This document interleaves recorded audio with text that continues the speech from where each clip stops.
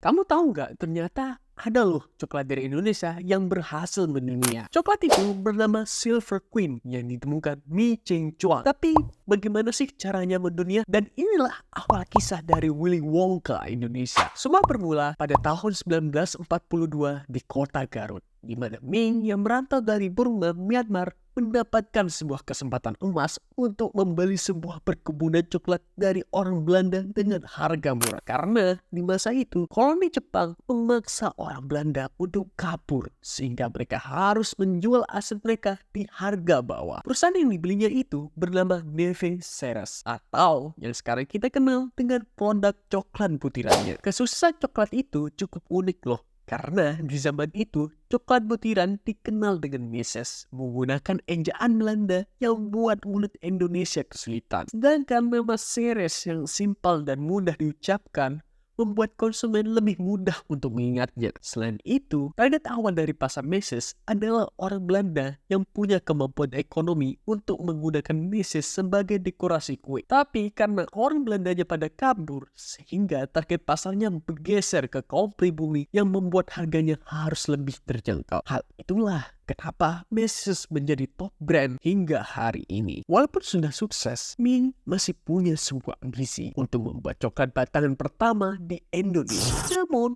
karena iklim tropis membuat coklat batangan gampang meleleh. Salah satu solusinya adalah teknologi pendingin. Tapi di zaman itu, kulkas tidak secanggih dan terjangkau sekarang. Tidak kehabisan akal, Ming akhirnya melakukan berbagai eksperimen. Ia mencampurkan coklat batangan dengan kacang mende.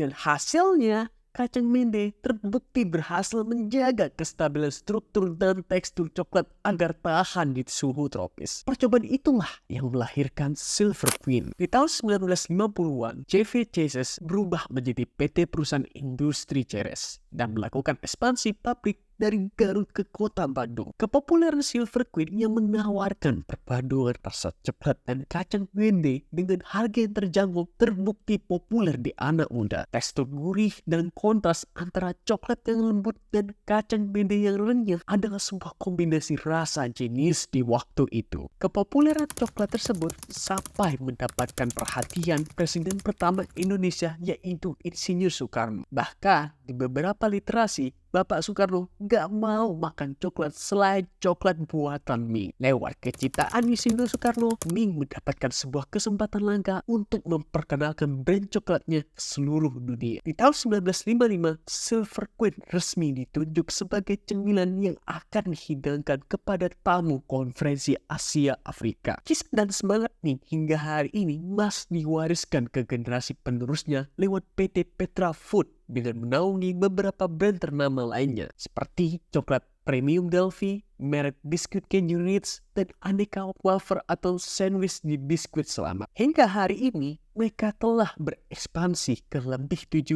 negara seperti China, Australia, dan Singapura. Kisah Silver Queen mengajarkan kita tentang ketekunan, kreativitas, dan adaptasi. Meskipun menghadapi tantangan seperti iklim tropis dan keterbatasan teknologi, pendiri Silver Queen, Mi Cheng Chuang, tidak menyerah. Ia melakukan berbagai eksperimen hingga menemukan formula unik dengan mencampur coklat batangan dan kacang mende. Keberhasilan Silver Queen membuktikan bahwa inovasi dan keberanian dapat mengubah nasib dan membawa kesuksesan.